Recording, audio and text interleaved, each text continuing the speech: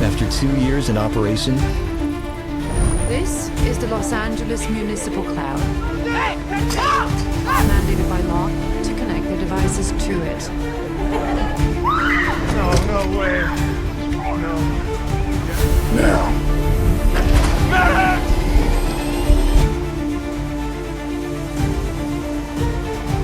In the trial, I have to get out there. Move!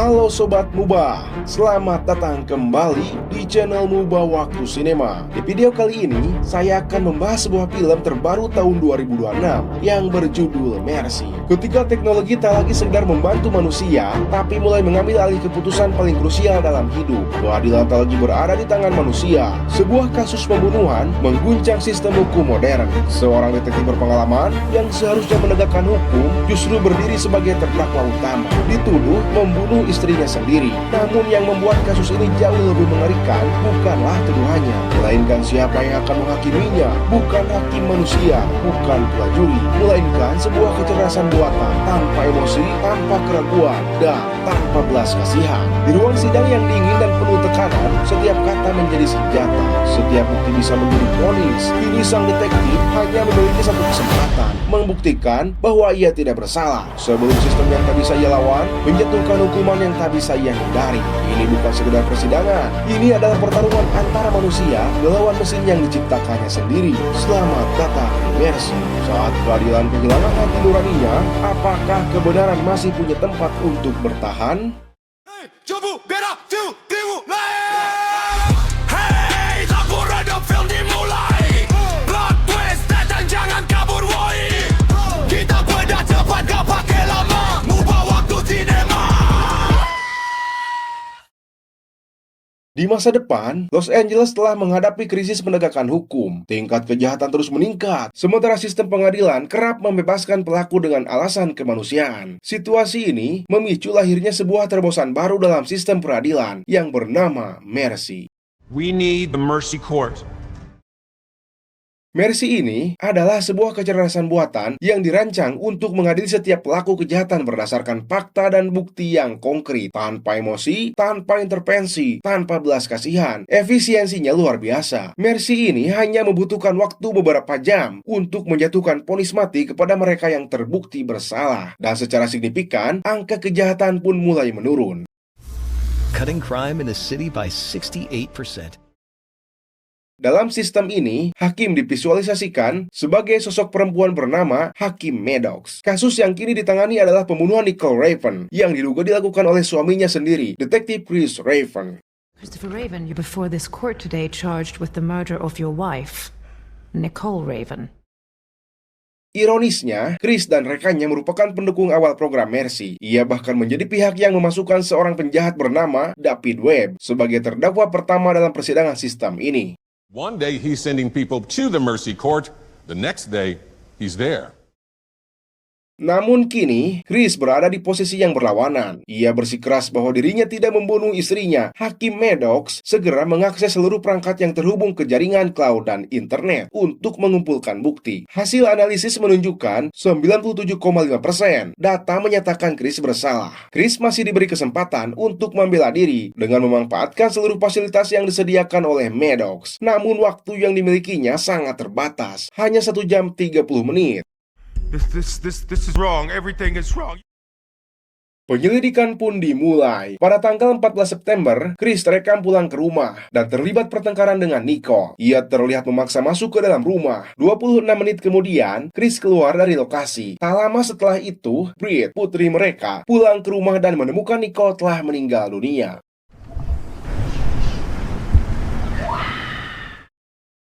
Korban tewas akibat luka tusukan pisau dapur di bagian perut. Analisis forensik menunjukkan bahwa pelaku adalah seseorang yang kidal, ciri yang juga dimiliki oleh Chris. Setelah kejadian tersebut, Chris pergi ke sebuah bar, tempat di mana ia akhirnya ditangkap. Bukti lain semakin memberatkan. Pada pakaian Chris ditemukan darah Nicole yang masih segar. I don't remember the bar. I have learned one constant in this court, and that is that everyone lies. Tekanan demi tekanan membuat emosi Chris mulai tak terkendali. Namun Maddox memerintahkannya untuk tetap tenang dan memanfaatkan waktu yang tersisa. Chris kemudian menghubungi sahabatnya, Robert Nelson. Namun percakapan itu tidak berjalan efektif. Robert justru mempertanyakan banyak hal karena merasa Chris tidak sepenuhnya jujur tentang kejadian yang sebenarnya. Menilai panggilan itu tidak relevan, Maddox pun memutus komunikasi secara sepihak. Di tengah waktu yang terus berjalan, Chris terus berusaha meyakinkan bahwa ia tidak pernah menyakiti istrinya. Get him back on, please. He'll tell you that Nick and I were happy. Maddox memutar kembali seluruh rangkaian kehidupan Chris, mulai dari pernikahannya, memiliki anak, hingga tragedi saat rekan kerjanya, Ray, tewas ketika bertugas. Kejadian itu menjadi trauma mendalam bagi Chris. Ia mulai sering minum, dan emosinya semakin tidak terkendali. Bahkan, dalam kondisi tersebut, Chris tidak menyadari bahwa anaknya mulai terjerumus ke dalam kenakalan remaja. Malam sebelum kejadian, Bruce sempat merekam suasana rumah mereka, dan mengatakan bahwa Chris adalah hantu. I mean, it's a freaking ghost hunt, or I'm ripped off my tits. Chris mencoba menenangkan diri, lalu menghubungi rekannya, Jacqueline Diallo. Mereka berencana mencari bukti langsung di tempat kejadian perkara. Maddox mampu mensimulasikan ulang kejadian, bahkan hanya melalui video call. Setiap benda, setiap kekacauan di lokasi dapat dijadikan bukti. Namun dari sidik jari, DNA, pisau, hingga pecahan piring, semuanya mengarah pada satu orang, yaitu Chris. And it all points right at you.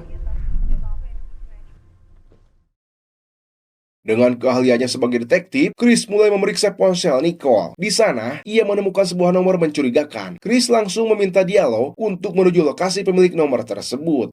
You won't make it through traffic in time. You need to get in the air for me. Fast. Detective Diallo, please proceed. Okay. Nomor itu milik Patrick Burke, seorang koki hotel. Burke berusaha melarikan diri setelah mengetahui dirinya dicari polisi. Maddox menganalisis arah pelariannya dan melacak keberadaannya di setiap sudut hotel. Hingga akhirnya mereka berhasil mengepungnya.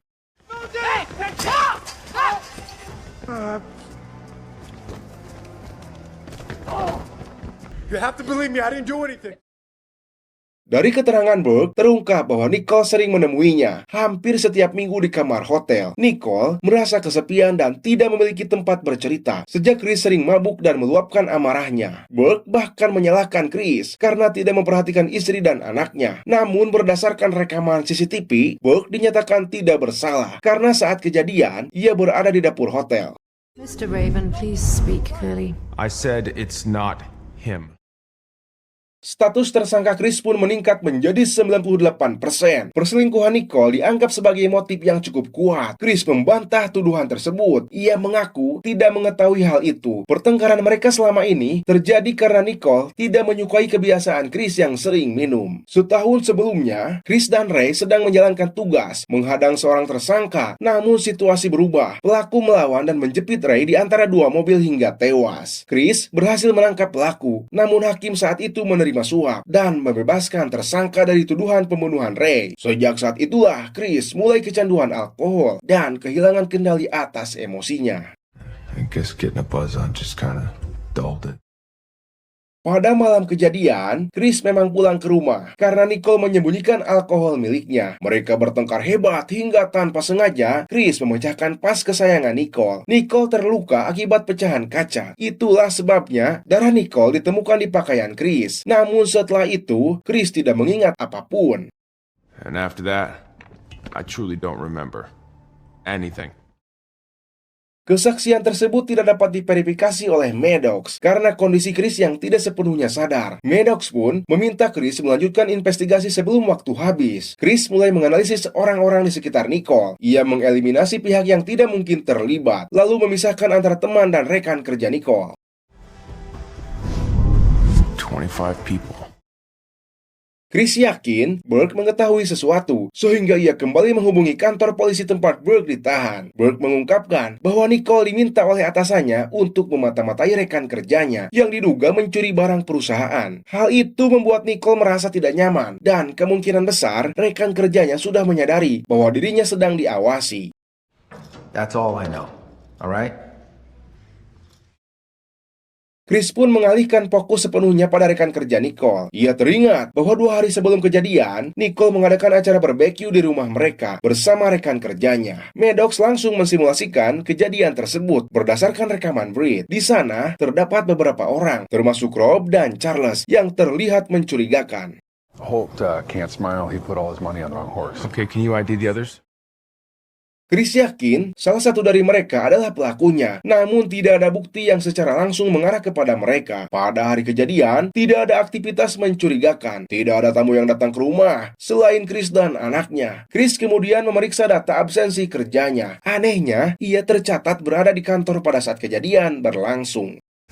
See, look, I wasn't home. That wasn't me. Chris menghubungi Britt dan memutar kembali rekaman malam sebelum kejadian. Dari rekaman itu, mereka menemukan sebuah ruang bawah tanah yang tidak terkunci. Setelah diperjelas, terlihat sebuah tangan di dalamnya. Artinya, pelaku sudah berada di rumah Chris selama 2 hari sebelum pembunuhan terjadi.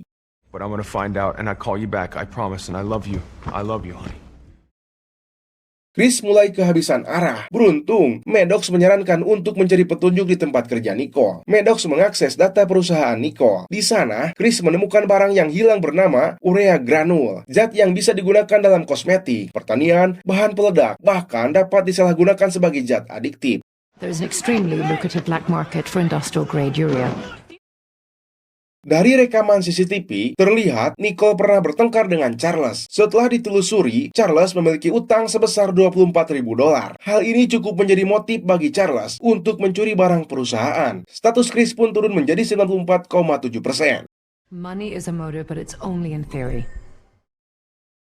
Chris mencoba menghubungi Rob, namun yang mengangkat justru Charles. Rob sedang tidak berada di tempat kerja. Dalam keadaan emosi, Chris langsung menuduh Charles sebagai pelaku pembunuhan Nicole. Namun Charles menyangkal. Ia mengaku bahwa dirinya berutang kepada Rob, dan justru Rob lah yang mencuri barang tersebut. Charles juga mengatakan bahwa Rob sudah beberapa hari tidak masuk kerja dengan alasan sakit. Terakhir kali mereka bertemu adalah saat acara barbecue. Saat itu, Rob sempat berbicara serius dengan Nicole dan meminta Charles untuk mengantarkan kerja lainnya menggunakan mobilnya.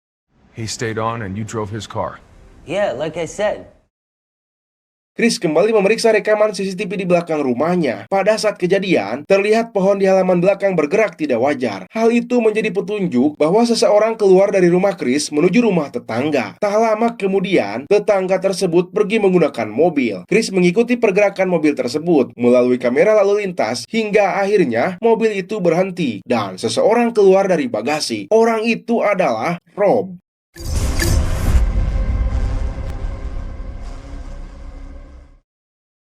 Chris langsung memerintahkan Diallo untuk menuju rumah Rob. Ia juga menghubungi tim SWAT untuk mengepung lokasi. Namun setelah digeledah, Rob tidak ditemukan. Yang ditemukan hanyalah sebuah foto masa kecil Rob yang telah terpotong. Maddox segera mencari potongan foto tersebut, meskipun membutuhkan waktu beberapa menit. This may take a few minutes. Sementara itu, Diallo dan tim SWAT menemukan catatan tentang percampuran urea dengan asam nitrat yang menghasilkan nitrat urea atau bom. He's made a bomb. Tak lama kemudian, mereka menemukan Rob sedang mengendarai truk di jalan raya. Maddox juga berhasil mengungkap potongan foto tersebut. Ternyata, foto itu menunjukkan Rob bersama adiknya, yaitu David Webb. Artinya, Rob berniat membalas dendam atas kematian adiknya kepada Chris dan sistem Mercy. This was never about Nick, it was about me and you. Chris terus mencari informasi, hingga akhirnya dikejutkan oleh rekaman CCTV depan rumahnya. Rob telah menculik Britt dan membawanya pergi. No way. No. Chris segera memerintahkan Diallo untuk mengejar Rob, namun tiba-tiba sebuah pengatur waktu aktif.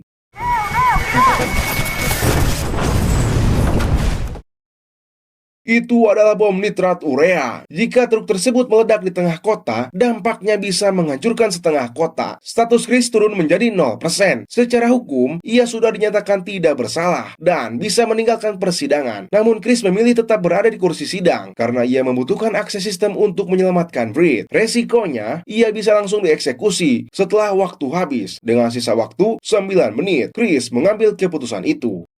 We can make up for it by stopping Rob from hurting anybody else.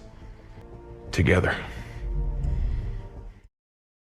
Di sisi lain, Rob telah memasuki area kota. Polisi, SWAT, dan detektif berusaha menghentikan truk tersebut, namun gagal. Dalam situasi terdesak, Diallo memerintahkan timnya untuk meledakkan truk saat melintas jembatan. Chris berusaha menghentikannya karena Britt masih berada di dalam truk, namun Diallo tetap bersikeras. Baginya, lebih baik mengorbankan satu nyawa daripada banyak korban. Untungnya, Maddox menghentikan aksi tersebut setelah melihat upaya Chris.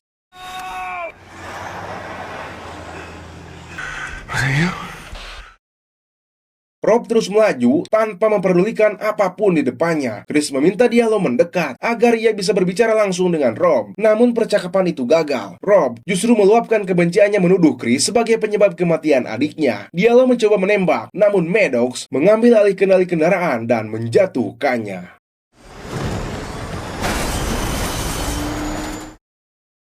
Truk akhirnya menabrak gedung pengadilan. Rob keluar sambil menyandra Britt dan menembaki siapapun di sekitarnya. In the trial, I have to get out there. Move! Sementara itu, waktu Chris hampir habis. Ia meminta Maddox untuk melepaskannya, namun sistem tidak mengizinkan hal tersebut selama panggilan masih berlangsung. Now. I will assist you however I can. Chris akhirnya turun dan menghadapi Rob secara langsung. Ia mencoba meyakinkan Rob untuk tidak meledakkan bom, namun Rob tidak peduli. Baginya, Chris dan Sistem Mercy telah membunuh saudaranya. It's over. Mr. Nelson, I'm Judge Maddox. Maddox tiba-tiba membuka kembali sidang David Webb. Ia memberi kesempatan kepada Rob untuk menjelaskan kebenaran. Rob mengungkap bahwa saat kejadian, ia sedang melakukan panggilan telepon selama 1 jam dengan David. Artinya, David tidak mungkin menjadi pelaku. Namun bukti seperti darah, sidik jari, dan DNA tetap mengarah pada David. Dan tidak ada ponsel yang ditemukan di lokasi. Kesaksian Rob ditolak, hingga tiba-tiba Britt berhasil menggigit Rob dan melepaskan diri.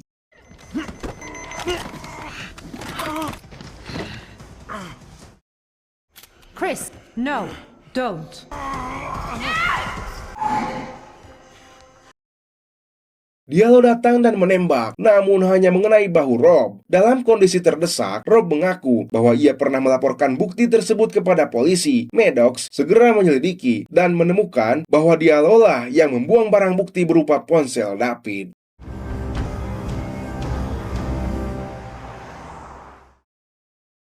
Diallo melakukan semua ini demi menciptakan efek jera. Ia sengaja menjadikan David sebagai contoh hukuman pertama dalam sistem Mercy. Chris menolak prinsip tersebut. Baginya, keadilan bukan tentang membunuh, melainkan menegakkan kebenaran. Detain Detective Diallo and Robert Nelson. Let's go. Diallo akhirnya ditangkap dan akan diadili dalam persidangan berikutnya. Maddox kemudian bertanya kepada Chris apa sebenarnya yang telah mereka lakukan. Dengan tenang, Chris menjawab bahwa baik manusia maupun kecerdasan buatan, keduanya bisa melakukan kesalahan dan belajar darinya. Karena pada akhirnya tidak ada pengadilan yang benar-benar adil selain pengadilan milik Sang Maha Kuasa. Yes, we do. Dari kisah ini kita bisa memahami bahwa keadilan harus tetap ditegakkan. Meskipun kehidupan itu sendiri tidak pernah sepenuhnya adil. Bahkan kecerdasan buatan yang tidak memiliki emosi, tidak bisa disuap, dan tidak bisa berbohong, tetap dapat melakukan kesalahan. Namun mungkin itu masih lebih baik dibandingkan manusia yang masih bisa dipengaruhi oleh kepentingan. Dan film pun tamat.